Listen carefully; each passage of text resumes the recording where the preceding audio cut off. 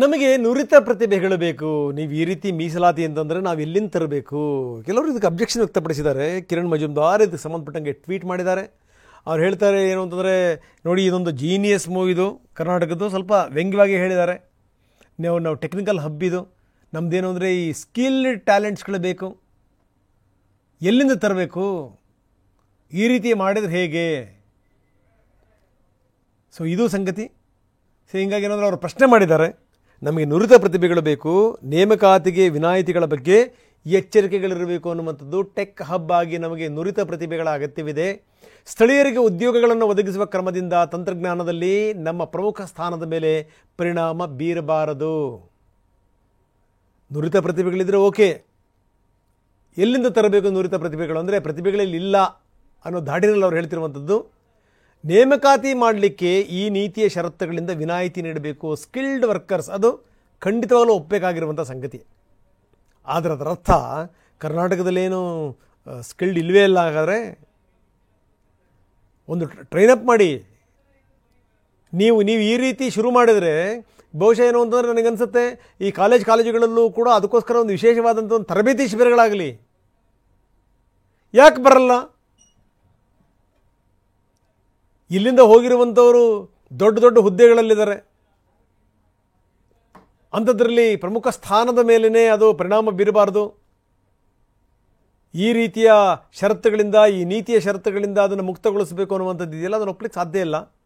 ಬಹುಶಃ ಸರ್ಕಾರ ಇವ್ರನ್ನ ಹೆಂಗೆ ಹ್ಯಾಂಡಲ್ ಮಾಡುತ್ತೆ ನೋಡಬೇಕು. ಅದರರ್ಥ ಇವ್ರ ಮಾತನ್ನು ತೆಗೆದುಹಾಕೋಕ್ಕೂ ಸಾಧ್ಯ ಇಲ್ಲ, ಒಪ್ಕೋಬೇಕಾದ್ದೆ. ಹೆಂಗೆ ನಡೆಸಬೇಕು ಇವ್ರ ಸಂಸ್ಥೆಗಳನ್ನು ನುರಿತ ಕೆಲಸಗಾರರಿಲ್ಲದೇ?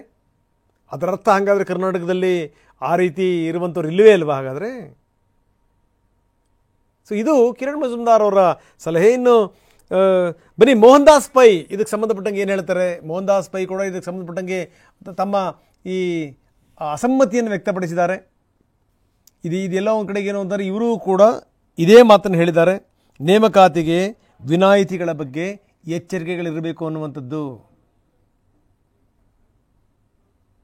ನಾವು ಕಿರಣ್ ಮಜುಮ್ದಾರ್ ಶಾ ಮಾಡಿರುವಂಥದ್ದು, ಜೊತೆಗೆ ಈ ಮೋಹನ್ ದಾಸ್ ಪೈ ಟ್ವೀಟ್ ಮಾಡಿರೋದನ್ನು ಕೂಡ ತೋರಿಸ್ತಾ ಇದ್ದೀವಿ. ಈ ಮಸೂದೆ ಕಸದ ರೀತಿಯಂಥದ್ದು, ಇದು ತಾರತಮ್ಯ, ಪ್ರತಿಗಾಮಿ ಹಾಗೂ ಸಂವಿಧಾನಕ್ಕೆ ವಿರುದ್ಧವಾಗಿರುವಂಥದ್ದು. ಜಯರಾಮ್ ರಮೇಶ್ ಅವರೇ, ತಾವು ಯಾರೆಂದು ಪ್ರಮಾಣಿಸ್ಲಿಕ್ಕೆ ಇದೇನು ಸರ್ಕಾರನ? ಇದೊಂದು ಕ್ರೂರ ಮಸೂದೆ. ಕಾಂಗ್ರೆಸ್ ಸರ್ಕಾರ ಈ ರೀತಿಯ ಮಸೂದೆಯನ್ನು ತರುತ್ತೆ ಅಂತ ನಂಬಲಿಕ್ಕೆ ಸಾಧ್ಯ ಇಲ್ಲ. ನೀವು ಖಾಸಗಿ ಅಧಿಕಾರಿಯೊಬ್ಬರು, ಸರ್ಕಾರಿ ಅಧಿಕಾರಿಯೊಬ್ಬರು ಖಾಸಗಿ ವಲಯದ ನೇಮಕಾತಿ ಸಮಿತಿಗಳಲ್ಲಿರ್ತಾರೆ ಅಂತಂದರೆ ಏನು ಅರ್ಥ? ಅದು ಅವ್ರು ಬಂದು ಕುತ್ಕೊಳ್ಳೋಕೆ ಸಾಧ್ಯನಾ? ಜನರು ಭಾಷಾ ಪರೀಕ್ಷೆಯನ್ನು ತೆಗೆದುಕೊಳ್ಳಿಕ್ಕೆ ಸಾಧ್ಯನಾ? ಈ ಮಸೂದೆ ಕಸದ ರೀತಿಯಂಥದ್ದು. ಇದು ತಾರತಮ್ಯ, ಪ್ರತಿಗಾಮಿ ಹಾಗೂ ಸಂವಿಧಾನಕ್ಕೆ ವಿರುದ್ಧವಾಗಿರುವಂಥ ಮಸೂದೆ. ಮೋಹನ್ ದಾಸ್ ಪೈ ಭಾಳ ಖಡಕ್ ಶಬ್ದಗಳಲ್ಲಿ ಹೇಳಿಬಿಟ್ಟಿದ್ದಾರೆ. ಸರ್ಕಾರಿ ಅಧಿಕಾರಿಯೊಬ್ಬರು ಖಾಸಗಿ ವಲಯದ ನೇಮಕಾತಿ ಸಂಸ್ಥೆಗಳಲ್ಲಿ ಬಂದು ಕುತ್ಕೊಳ್ಳಿಕ್ಕೆ ಸಾಧ್ಯನಾ? ಅವರಲ್ಲಿ ರೋಲ್ ನಿಭಾಯಿಸ್ಲಿಕ್ಕೆ ಸಾಧ್ಯನಾ? ಇದು ಮೋಹನ್ ದಾಸ್ ಪೈ ಅವರ ಮಾತು. ಮೋಹನ್ ದಾಸ್ ಪೈ ಅನಿಸಿದ್ದನ್ನು ನೇರವಾಗಿ ಮುಖ ಕೊಡದಂಗೆ ಹೇಳುವಂಥವರು. ಬಹುಶಃ ಏನು ಅಂತಾರೆ, ಮುಂದಿನ ದಿನಗಳಲ್ಲಿ ಸರ್ಕಾರ ಮೋಹನ್ ದಾಸ್ ಪೈ ಅವರ ಜೊತೆಗೆ ಇದಕ್ಕೆ ಸಂಬಂಧಪಟ್ಟಂಗೆ ಚರ್ಚೆ ಕೂಡ ಮಾಡಬೇಕು. ಯಾವ ರೀತಿ ಏನು ಎತ್ತ ಈ ವಿಚಾರಕ್ಕೆ ಸಂಬಂಧಪಟ್ಟಂಗೆ ಯಾವ ರೀತಿ ಹೆಜ್ಜೆ ಇಡಬೇಕು ಅನ್ನೋದಕ್ಕೆ ಸಂಬಂಧಪಟ್ಟಂಗೆ. ಬನ್ನಿ, ಮೋಹನ್ ದಾಸ್ ಪೈ ಸ್ವತಃ ನಮ್ಮ ಜೊತೆಗೆ ಈಗ ದೂರವಾಣಿ ಸಂಪರ್ಕದಲ್ಲಿದ್ದಾರೆ. ಮೋಹನ್ ದಾಸ್ ಪೈ ಅವರ ನನ್ನ ಧ್ವನಿ ಕೇಳ್ತಾ ಇದೆ ಅಂತ ನಾನು ಭಾವಿಸ್ತೀನಿ. ತಾವು ಹೇಳಿದಿರಿ ಈ ಮಸೂದೆ ಇದೆಯಲ್ಲ, ಇದು ತಾರತಮ್ಯದ ಮಸೂದೆ, ಇದು ಸಂವಿಧಾನಕ್ಕೆ ವಿರುದ್ಧವಾಗಿರುವಂಥ ಮಸೂದೆ ಇದು ಅಂತೀರಿ. ಏನಂತೀರಿ ಸರ್? ಹೌದು, ಸಂವಿಧಾನಕ್ಕೆ ಆಗಿದೆ. ಯಾಕಂದ್ರೆ ಪಂಜಾಬ್ ಹೈಕೋರ್ಟ್ ಅವರು ಇದಕ್ಕೆ ಇಲ್ಲಿಗಲ್ ಅಂದ್ಬಿಟ್ಟು ಇದು ಸ್ಟಾಪ್ ಮಾಡಿದ್ದಾರೆ ಹರಿಯಾಣದಲ್ಲಿ. ಇವಾಗ ನಮ್ಮ ಪೊಲಿಟಿಕಲ್ ಲೀಡರ್ಸ್ಗೂ ಸ್ವಲ್ಪ ಆಲೋಚನೆ ಇರಬೇಕು.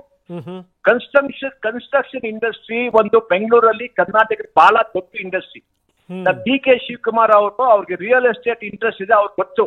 ಆ ಕನ್ಸ್ಟ್ರಕ್ಷನ್ ಇಂಡಸ್ಟ್ರಿಯಲ್ಲಿ ಎಷ್ಟು ಜನ ಕನ್ನಡಿಗರಿಸಿದ್ದಾರೆ? ಕನ್ನಡಿಗರು ಬರಲ್ಲ ಕೆಲಸ ಮಾಡಕ್ಕೆ, ಯಾರು ಬರಲ್ಲ. ಮೆಟ್ರೋನೇ ಒಂದು 3 ವರ್ಷ ಹಿಂದೆ ಹೋಗಿದೆ. ಮೆಟ್ರೋ ಕಾಂಟ್ರಾಕ್ಟರ್ ಕೇಳಿ, ಏನ್ ಪ್ರಾಬ್ಲಮ್? ಅವ್ರು ಹೇಳ್ತಾರೆ ಲೇಬರ್ ಪ್ರಾಬ್ಲಮ್, ಲೇಬರ್ ಸಿಗ್ತಾ ಇಲ್ಲ ಅಂತ. ನಾವ್ ಏನ್ ಮಾಡ್ಬೇಕು ಹೇಳಿ? ಆಮೇಲೆ ಯಾವ ಇಂಡಸ್ಟ್ರಿ ಆದ್ರೂ ಪರವಾಗಿಲ್ಲ, ಜನರು ಸಿಗ್ತಾ ಇಲ್ಲ. ಇವಾಗ ಕರ್ನಾಟಕದಲ್ಲಿ ಏನು ಡಿಸ್ಕ್ರಿಮಿನೇಷನ್ ಇಲ್ಲ.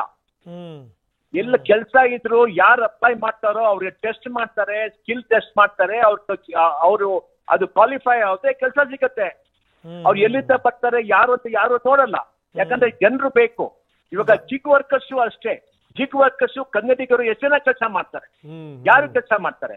ಆಮೇಲೆ ಲೋಕಲ್ ಡೆಫಿನೇಷನ್ ನೋಡಿ, ಆ ಲೋಕಲ್ ಡೆಫಿನೇಷನ್ ಏನಂತಾರೆ, ನೀವು ಇಲ್ಲಿ ಜನ್ಮ ಹಾಕ್ಬೇಕಿಲ್ಲಿ, ಜನ್ಮ ಇಲ್ಲಿ ಹಾಕ್ಬೇಕು, 15 ವರ್ಷ ಇಲ್ಲಿ ಇರ್ಬೇಕು, ನಿಮ್ಗೆ ಕನ್ನಡ ಓದಬೇಕು, ಇದು ಮಾತಾಡ್ಬೇಕು, ಬರಿಬೇಕು, ಆಮೇಲೆ ಇಲ್ಲಾಂದ್ರೆ ನೀವು ಟೆಸ್ಟ್ ತಗೊಬೇಕು, ಟೆಸ್ಟ್ ಮಾಡಿ ಯಾರು ಟೆಸ್ಟ್ ಮಾಡಕ್ ನಮ್ಗೆ ಇಲ್ಲಾಂದ್ರೆ ಹೇಳ್ತಾರೆ ನೀವು ಕನ್ನಡ ಒಂದು ಲ್ಯಾಂಗ್ವೇಜ್ ತಗೊಂಡಿರ್ಬೇಕಂತ. ಇವಾಗ ನಾನು ಕನ್ನಡ ಮಾತಾಡ್ತೀನಿ, ನಾನು ಹುಟ್ಟಿದೆ ಇಲ್ಲಿ, ಕೆಲಸ ಮಾಡಿದೆ ಇಲ್ಲಿ, ಕನ್ನಡ ಮಾತಾಡ್ತೀನಿ, ಅದು ಜಾಸ್ತಿ ಬರೆಯಕ್ಕೆ ನಂಗೆ ಓದಕ್ ಬರಲ್ಲ.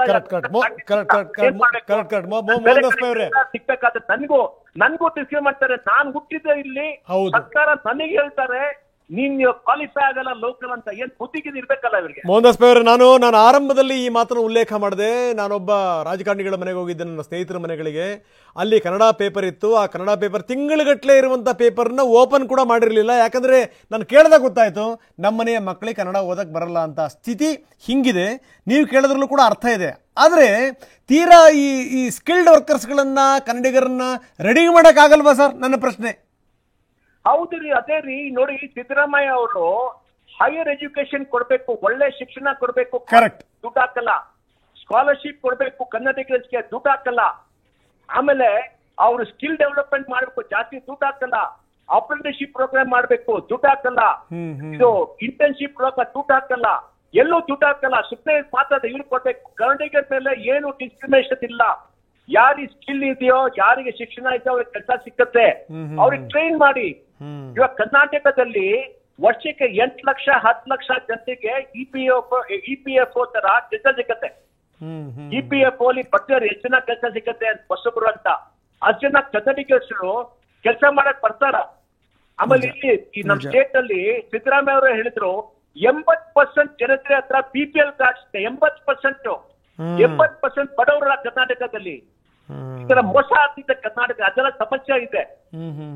ಈ ತರ ಮಾಡ್ಬಿಟ್ಟು ಕರ್ನಾಟಕದ ಹೆಸರು ಕೆಡ್ಸ್ಬಿಟ್ಟಿದ್ದಾರೆ, ಬೆಂಗಳೂರ ಹೆಸರು ಕೆಡ್ಸ್ಬಿಟ್ಟಿದ್ದಾರೆ. ನನ್ಗೆ ಇವತ್ತು 50 ರಿಂದ 60 ಜನ ಬೇರೆ ದೇಶದಿಂದ ಬೆಂಗಳೂರಿಂದ ನಂಗೆ ಫೋನ್ ಮಾಡಿ ಏನಪ್ಪಾ ಆಗ್ತದೆ ನಿಮ್ಗೆ ಸ್ಟೇಟ್ಗೆ ಅಂತ. ಮೊದ್ಲೇ ಇಲ್ಲಿ ಇನ್ಫ್ರಾಸ್ಟ್ರಕ್ಚರ್ ಮೇಲೆ ಆಗ್ತದೆ, ಟ್ರಾಫಿಕ್ ಪ್ರಾಬ್ಲಮ್ ಇದೆ, ರೋಡ್ ಸರಿಗಿಲ್ಲ, ಮೆಟ್ರೋ 3 ವರ್ಷ ಹಿಂದೆ ಇದೆ. ಆ ಪ್ರಾಬ್ಲಮ್ ಸಾಲ್ವ್ ಈ ತರ ಮಾಡ್ಬಿಟ್ಟು ನಮ್ ಹೆಸರೆಲ್ಲ ಕೆಟ್ಬಿಡ್ತಾರೆ. ಅಲ್ಲ, ಡಿ ಕೆ ಶಿವಕುಮಾರ್ ಹೇಳ್ತಾರೆ ಈ ಸ್ಕಿಲ್ಡ್ ವಿಚಾರಕ್ಕೆ ಸಂಬಂಧಪಟ್ಟಂಗೆ ನಾವು ರಾಜಿ ಆಗ್ಲಿಕ್ಕೆ ತಯಾರಿದೀವಿ, ನಾವೇನು ಅಂದ್ರೆ ವಿನಾಯಿತಿ ಕೊಡ್ಲಿಕ್ಕೆ ತಯಾರಿದೀವಿ ಅಂತ ಹೇಳಿದ್ರಲ್ಲ. ಅಲ್ಲ ರೀ, ಎಷ್ಟು ಖರ್ಚು ಮಾಡ್ತಾರೆ ಕೇಳಿ, ಅವ್ರಿಗೆ ಬಜೆಟ್ ಎಷ್ಟು ಮಾಡಿದ್ದಾರೆ ಕೇಳಿ, ಅವರು ಏನೇನ್ ಟ್ರೈನಿಂಗ್ ಕೊಡ್ತಾರೆ ಕೇಳಿ, ಕರೆಕ್ಟ್, ಎಲ್ಲಿ ಯಾರಿಗೆ ಟ್ರೈನಿಂಗ್ ಕೊಡ್ತಾರೆ ಕೇಳಿ, ಅವ್ರು ಟ್ರೈನಿಂಗ್ ಮಾಡೋ ಕೆಲಸ ಸಿಕ್ಕಿದ್ಯಾ ಕೇಳಿ. ಸುಮ್ಮನೆ ಮಾತಾಡ್ಲಿಲ್ಲ, ಈಸಿ ಅಲ್ವಾ? ಅಲ್ಲ, ನಂದೊಂದು ನೇರವಾದ ಪ್ರಶ್ನೆ ಇದೆ ತಮಗೆ. ನೇರವಾದ ಪ್ರಶ್ನೆ ಇದೆ. ಸರ್ಕಾರ ಇದನ್ನ ಮಾಡಕ್ ಆಗಲ್ಲ ಅಂತ ಗೊತ್ತಿದ್ದು ಕೂಡ ಇದು ಸುಮ್ಮನೆ ಈ ರೀತಿ ಮಾಡ್ಲಿಕ್ಕೆ ಹೊರಟಿದೆ ಅಂತ ತಾವ್ ಹೇಳ್ತಾ ಇದ್ದೀರಾ? ತಮ್ಮ ಆರೋಪನ ಇದು? ಹೌದು. ನೀವು ಕೋರ್ಟಿಗೆ ಹೋದ್ರೆ court unconstitutional, illegal, beyond article 19 ಹೇಳ್ತಾರೆ. ಯಾಕಂದ್ರೆ ಈ ತರ ಒಂದ್ ಬಿಲ್ಲು ಹರಿಯಾಣ ಅದನ್ನ ಮಾಡಿದಾಗ ಇದು ಸ್ಟ್ರಕ್ ಡೌನ್. ಯಾಕಂದ್ರೆ ಮಾಡ್ತಾ ಇದಾರೆ ಇವರು? ಅಲ್ಲ, ನೀವು ಇವಾಗ ಒಂದು ಕ್ಲಾಸ್ ಇದೆ, any employer with more than 100 people, ಒಂದು ಗವರ್ಮೆಂಟ್ ಅಫಿಷಿಯಲ್ ಆ ರೆಕ್ರೂಟ್ಮೆಂಟ್ ಕಮಿಟಿಯಲ್ಲಿ ಕೂತ್ಕೋದಾರಂತೆ. ಬೆಂಗಳೂರಲ್ಲಿ 50,000 ಕಂಪನಿಗಳಿವೆ, 100 ಜನಕ್ಕಿಂತ ಜಾಸ್ತಿ ಇರೋರು. ಅವ್ರ ಎಲ್ಲಾ ರಿಕ್ರೂಟ್ಮೆಂಟ್ ಕಮಿಟಿ ಗವರ್ಮೆಂಟ್ ಕೂತ್ಕೋದಾನ. ಇನ್ಸ್ಪೆಕ್ಟರ್ ಬಂದ್ಬಿಟ್ಟು ಕೇಳ್ತಾರೆ, ಏನ್ ಮಾಡ್ತಾರೆ ಇನ್ಸ್ಪೆಕ್ಟರ್ ಎಲ್ಲ ಜಾಸ್ತಿ, ಲೇಬರ್ ಡಿಪಾರ್ಟ್ಮೆಂಟ್ ಕರಪ್ಷನ್ ಜಾಸ್ತಿ ಇದೆ, ನಿಮ್ಗೆ ಗೊತ್ತು ಎಷ್ಟು ಕರಪ್ಷನ್ ಇದೆ ಅಂತ. ಅವರೆಲ್ಲ ಬರ್ತಾರ? ಮತ್ತೆ ಬೆಂಗಳೂರಲ್ಲಿ, ಕರ್ನಾಟಕದಲ್ಲಿ ಕನ್ನಡ ಎಲ್ಲ ಪುಷ್ ಮಾಡ್ಬೇಕು ಅಂತ ಜನರಿಗೆಲ್ಲ ಹೊಡೆದಾಕ್ಬಿಟ್ರು, ಪ್ರಾಪರ್ಟಿ ಡಿಸ್ಟ್ರಾಯ್ ಮಾಡಿದ್ರು, ಪೊಲೀಸ್ ಇದು ನೋಡ್ತಾ ಇದ್ರು ಅಲ್ಲಿ. ಅವರೆಲ್ಲ ಬಂದ್ಬಿಟ್ಟು ಎಲ್ಲಾ ಕಡೆ ರೋಲ್ ಕಾಲ್ ಮಾಡ್ತಾರೆ. ಇವಾಗ ಏನ್ ಮಾಡ್ತಾರೆ ಸರ್ಕಾರ? ನಮ್ಮ ಹುಡುಗರೆಲ್ಲ ಕೆಲಸ ಸಿಕ್ಕತ್ತ ಜಾಸ್ತಿ. ಅಲ್ಲ ಮೋಹನ್ ದಾಸ್ ಭಾಯ್ ಅವರೇ, ತಾವು ಹೇಳದಂತ ಮಾತಲ್ಲಿ ಒಂದು ಅರ್ಥ ಇದೆ. ಏನು ಅಂದ್ರೆ ನೀವು ಇದನ್ನ ಖಂಡಿಸ್ತಾ ಇದ್ದೀರಿ, ಜೊತೆ ಒಂದು ಕನ್ಸರ್ನು ಇದೆ. ಯಾಕಂದ್ರೆ ಈ ಕನ್ನಡಿಗರನ್ನ ರೆಡಿ ಮಾಡುವಂಥ ವಿಚಾರಕ್ಕೆ ಸಂಬಂಧಪಟ್ಟಂಗೆ, ಸ್ಕಿಲ್ಡ್ ಇದನ್ನ ನಾವು ಏನು ಶಿಕ್ಷಣ ಕೊಡುವಂಥ ವಿಚಾರಕ್ಕೆ ಸಂಬಂಧಪಟ್ಟಂಗೆ ಸರ್ಕಾರ ಎಷ್ಟು ದುಡ್ಡು ಕೊಟ್ಟಿದೆ ಏನು ಅನ್ನುವಂಥ ಪ್ರಶ್ನೆನೂ ಕೂಡ ತಾವು ಕೇಳ್ತಾ ಇದ್ದೀರಿ. ಯಾಕಂದ್ರೆ ನಿಮ್ಮ ಮಾತು ಒಂದು ನಿಜ, ಈ ಕೆಲಸ ಮಾಡೋಕ್ಕೆ ಕೆಲಸಗಾರ ಸಿಗದಿರುವಂಥ ಇಂಥ ಸಂದರ್ಭದಲ್ಲಿ ನೀವು ಸ್ಕಿಲ್ಡ್ ಎಲ್ಲಿಂದ ತರ್ತೀರಿ ಅನ್ನುವಂಥದ್ದು ನಿಮ್ಮ ಪ್ರಶ್ನೆ. ಇದಕ್ಕೆ ಸಂಬಂಧಪಟ್ಟಂಗೆ ತಾವೇನಾದ್ರೂ ಕೋರ್ಟಿಗೆ ಹೋಗಬೇಕು ಅಂತ ಯೋಚನೆ ಮಾಡ್ತಾ ಇದ್ದೀರಾ ಸರ್? ಕೊನೆ ಪ್ರಶ್ನೆ. ಇಂಡಸ್ಟ್ರಿಯಲ್ಲಿ ಅಪ್ರೆಂಟಿಸ್ಶಿಪ್ ಪ್ರೋಗ್ರಾಮ್ ದುಡ್ಡು ಕೊಡ್ಬೇಕು. ಅಂದ್ರೆ ಅವ್ರಿಗೆ ಹೇಳ್ಬೇಕು, ನೋಡಿ ಇದೀವಲ್ಲ ಅಪ್ರೆಂಟಿಸ್ ತಗೊಳ್ಳಿ, ಅವರಿಗೆ ನಾವು ಇಷ್ಟು ತಿಂಗಳಿಗೆ ದುಡ್ಡು ಕೊಡ್ತೀವಿ, ನೀವು ಎಂಪ್ಲಾಯ್ ಮಾಡಿ ಅಂತ ಹೇಳ್ಬೇಕು. ಫಿಟ್ ಆಗಿದ್ರೆ ಇಂಟರ್ನ್ಶಿಪ್ ಪ್ರೋಗ್ರಾಮ್ ಕೊಡ್ಬೇಕು.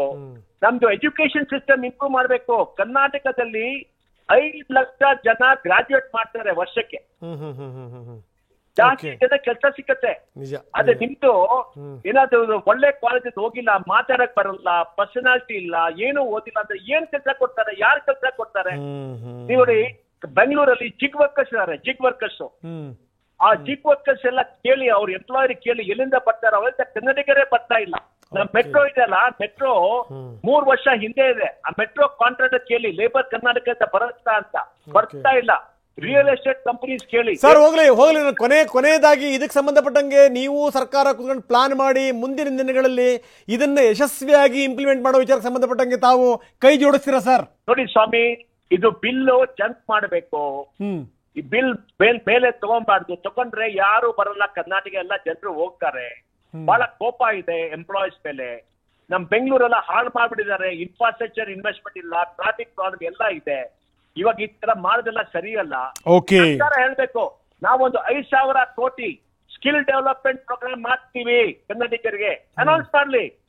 ಯಾಕೆ ಮಾಡಲ್ಲ? ನಾವೊಂದು 2,000 ಕೋಟಿ ಸ್ಕಾಲರ್ಶಿಪ್ ಕೊಡ್ತೀವಿ ಕನ್ನಡಿಗರಿಗೆ ಶಿಕ್ಷಣ ಮಾಡಕ್ಕೆ, ಅನೌನ್ಸ್ ಮಾಡ್ಲಿ. ಖರ್ಚು ಮಾಡ್ಬೇಕಲ್ಲ. ಇಲ್ಲ ಇದನ್ನ ಒಪ್ಕೋತೀನಿ ಬಿಡಿ, ನಾನು ಇದನ್ನ ಒಪ್ಕೋತೀನಿ. ಕೈ ಹಿಡಿಬೇಕು, ಈ ಸಂದರ್ಭದಲ್ಲಿ ಮಾಡಬೇಕು. ಹೌದು.